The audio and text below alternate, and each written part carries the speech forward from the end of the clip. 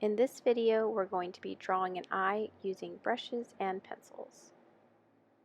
So I'm going to start with a bit of white pastel and a bit of black pastel that I have powdered on some sandpaper off to the side here. And I'm going to take this regular, just big mechanical pencil. You can get these anywhere. And I'm going to make a rough sketch outline. I'm not pressing too hard, which is why I'm holding the pencil far away. It's going to keep me objective. And I'm going to just lightly sketch out where I want this eye to be. As I'm working, I'm also going to kind of blend the lines that I'm making. As any pastel I put over the top, it will show the lines through, and I don't really want that, so I make it as soft as possible before laying in the pastel.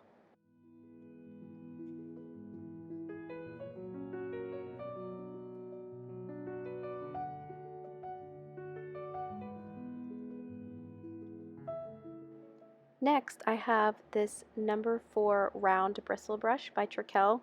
This is a new one, so you kind of gotta like crack it and make it fluffy. And I'm going to dip it into the pastel. I'm just going to lightly press it, not scrub it into the sandpaper, as I don't want to ruin the brush too quickly. I'm going to start in the brightest brights. So to me, it's the middle of the eyelid, and I'm going to blend outward.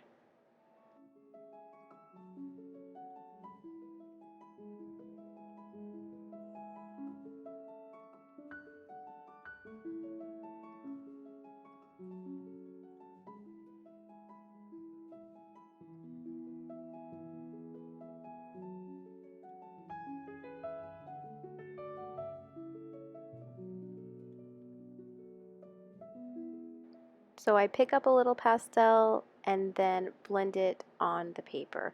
And it might sound counterintuitive, but the harder you press with the brush, the softer that everything will be. It will make it really nice and blurred and diffused the harder that you press with the brush.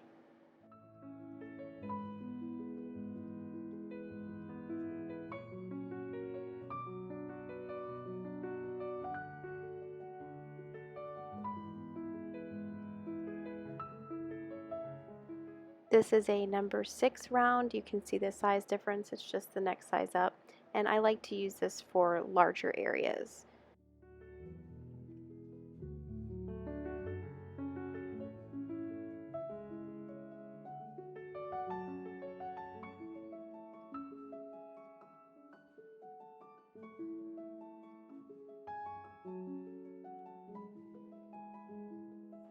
This is a General's white charcoal pencil, and I'm going to start again in the brightest brights. It's going to just take it up to the next value, the next brightest value I mean, and I will lay down some pencil and then I will blur and blend with the brush after.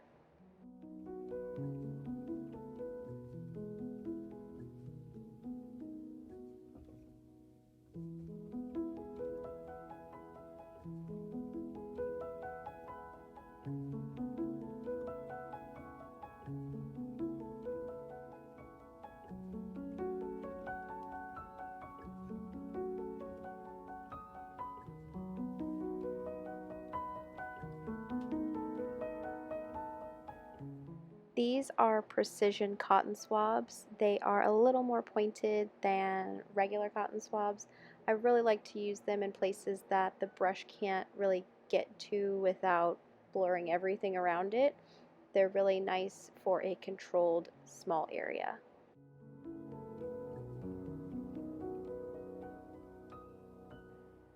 So I'll lay down a few marks and then blend it, and then lay down a few marks and then blend it, and build up my layers in that way. Eventually I will keep some of the pencil marks at the end just to keep things very interesting and remind the viewer that it is a drawing, but in the beginning stages I really do like things to be very soft and diffused.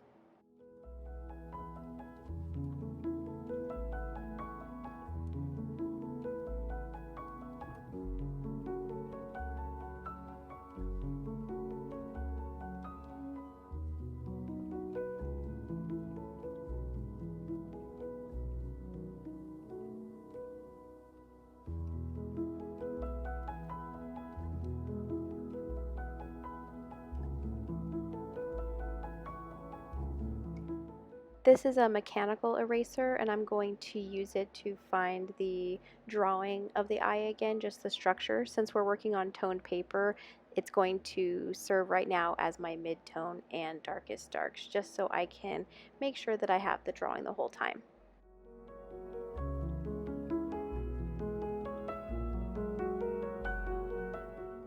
This is another number 4 round bristle brush. You can see the size difference.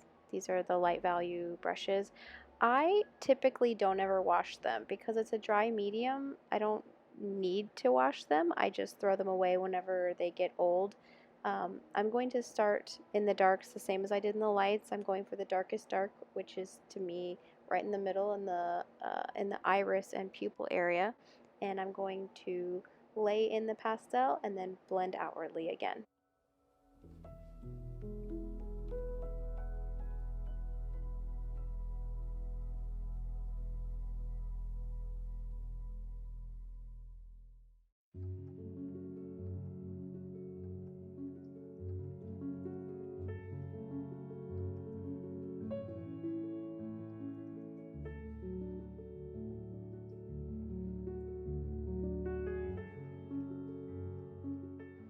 I like to make eyebrows by first just placing some powdered pastel in a general shape, and then I will add um, some hairs and apply some hairs, I mean, with some charcoal pencil later. So everything starts out kind of blobby and not defined, but in the end it'll really come together, and it's nice to not have to really commit to the drawing really quickly. I save that for the pencil work later, like right now. Now I'm going in with a 2B charcoal pencil, and I'm going to bring it into a deeper value, and as well I am going to start perfecting the drawing. By not committing to any certain area too quickly, like we didn't put in any dark marks until right now when I was sure of the drawing, it makes it a really nice non-committal way of drawing, which to me is very helpful, as there's really no worse feeling than making this beautiful perfect eye or perfect nose or perfect whatever in the wrong spot, and then you become sentimental with it, and it's very hard to erase it and put it somewhere else because of all the hard work you've done.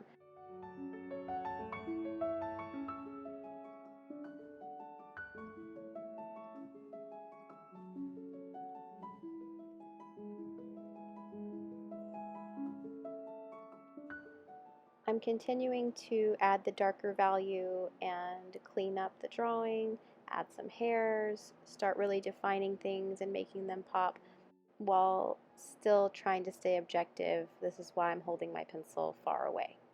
I really need to stay objective so that I don't get carried away and hyper focus too quickly. I try to save that for the very, very end. And even sometimes I don't need to hyper focus because the drawing has just kind of like snuck up on me.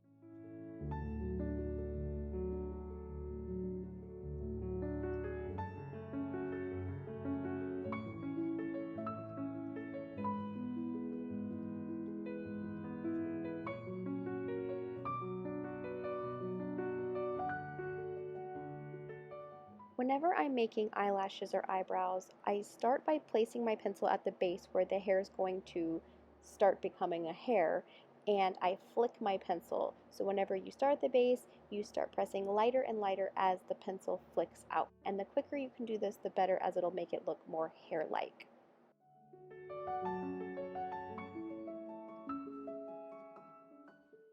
Now I can go back and add the bright highlight layer again, as some of it has either become obsolete or I just need to, pump up that brightest bright or whatever. I like to work in layers, so if I make one highlight layer, then I'll do one shadow layer, and so on and so forth.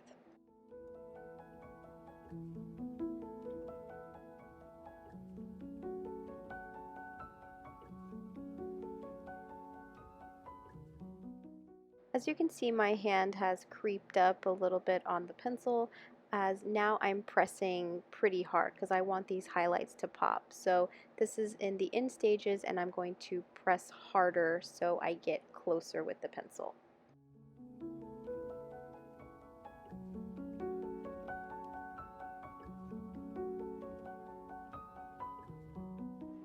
I enjoy also using the residual pigment that's on the cotton swab to shade things. Like I haven't put any pastel or charcoal on it. I've just been using what I had blended previously. It's really nice for midtones and things that you don't necessarily want to put just charcoal on.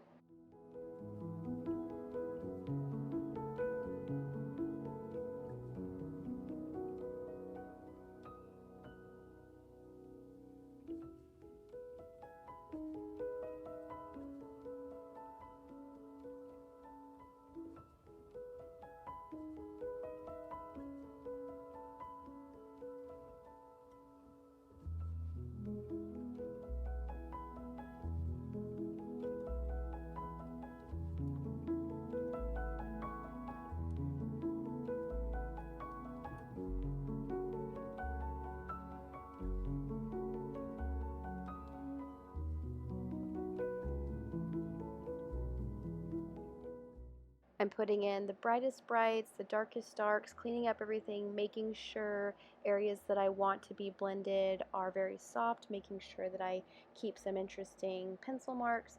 These are the end stages, so this is the time where you get to have a lot of creative fun.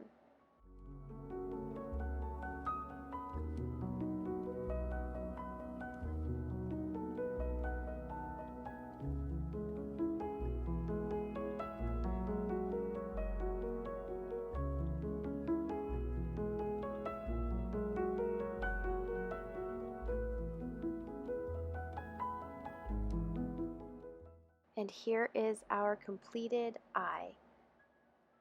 Thank you so much for joining me, and I hope that you go out and create something amazing.